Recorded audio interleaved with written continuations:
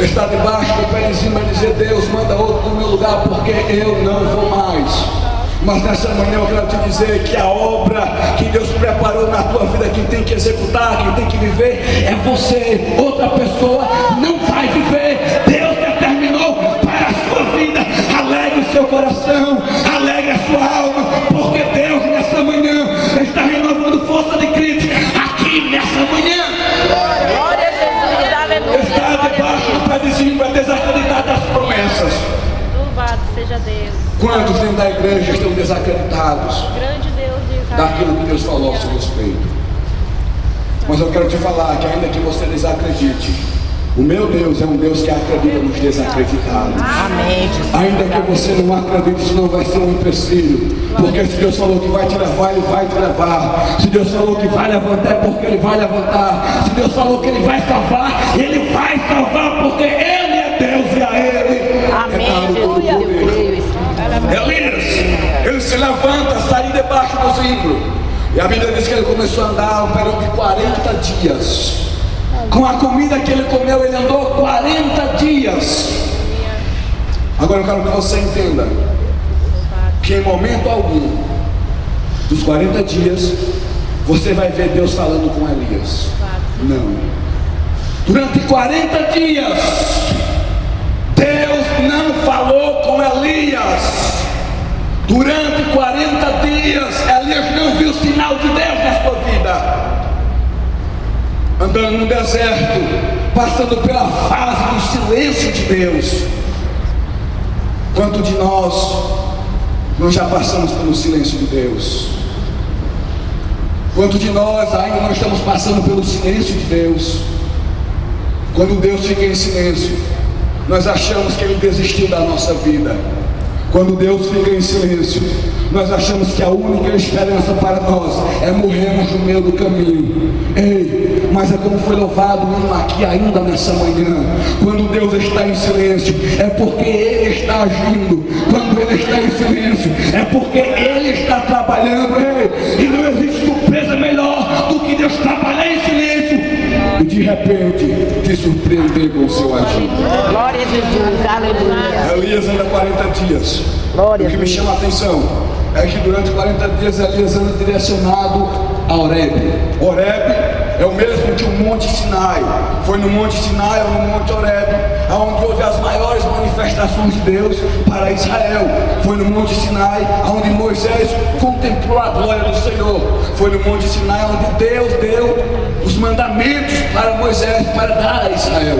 Então, o que Elias queria mesmo era estar mais perto de Deus. Elias queria estar em um lugar onde ele pudesse manter um contato direto com Deus. E não havia lugar melhor do que Horebe. Mas o que me chama a atenção é que quando Elias ele se direciona para Horebe, o único lugar que ele encontra lá em Horebe é somente uma caverna.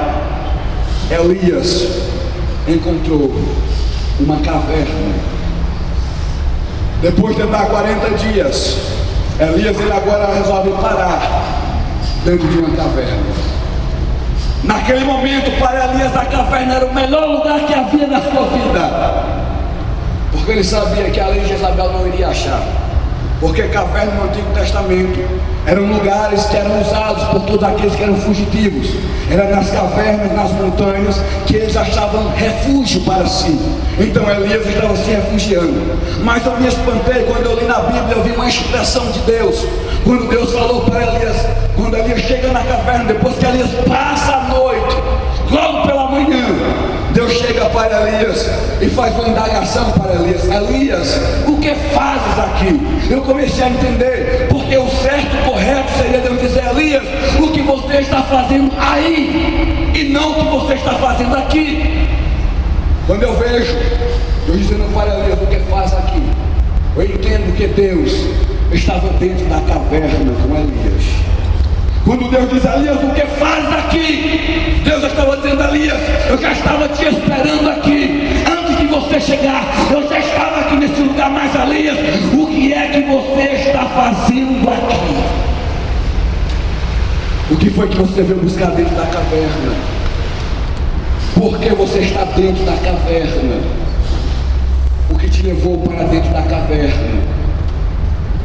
O que me chama a atenção é que Deus, Ele conhecia a história de Elias, porque Deus estava com Elias, ainda que ele não percebesse, mas Deus estava.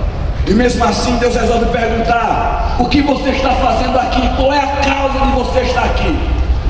E Elias, ele começou a falar: Senhor, eu fui muito zeloso pela tua obra. Senhor, eu preguei. Senhor, eu evangelizei. Senhor, eu fazia parte do coral da igreja. Senhor, eu fazia parte do círculo de oração. Senhor, eu fazia parte das campanhas nos lares. Eu imagino que ele começa a falar. É claro que ele não participou disso, mas é para que você possa entender. E a resposta de Deus para Elias foi: Elias, sai de dentro da caverna, ponte em pé, fora da caverna. Ei, a palavra de Deus para o seu coração nessa manhã é: levante-se, saia da posição em que você se encontra, saia para fora da caverna, saia para fora da caverna. Por quê? Porque Deus não trata com o profeta dentro da caverna. Você tem que ver a realidade. Você tem que ver que quando Deus chama, Ele se responsabiliza pela sua chamada. Você tem que entender que quando Deus chama, Ele cuida. Glória a Deus. Você tem que entender que Deus, Ele não fez caverna para profeta, e muito menos profeta para caverna. Deus fez profeta para profetizar. É provado, mas tem que profetizar. Não pode recuar.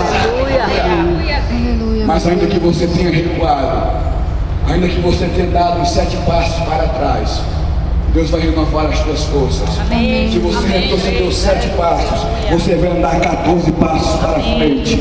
Porque Deus, Ele tem compromisso. Ainda que você se encontre dentro da caverna, mas Deus ainda tem compromisso com você. Eu quero que você entenda que apesar de Elias estar dentro da caverna, alguns pregadores chamam ele de frouxo, alguns pregadores dizem que ele resolveu fugir, daí por diante começa a denegrir a imagem de Elias. Mas eu entendo perfeitamente que se ele estava dentro da caverna, havia um objetivo.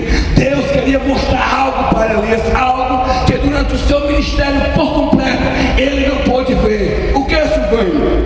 Que profeta, até mesmo dentro da caverna, ele não deixa de ser profeta.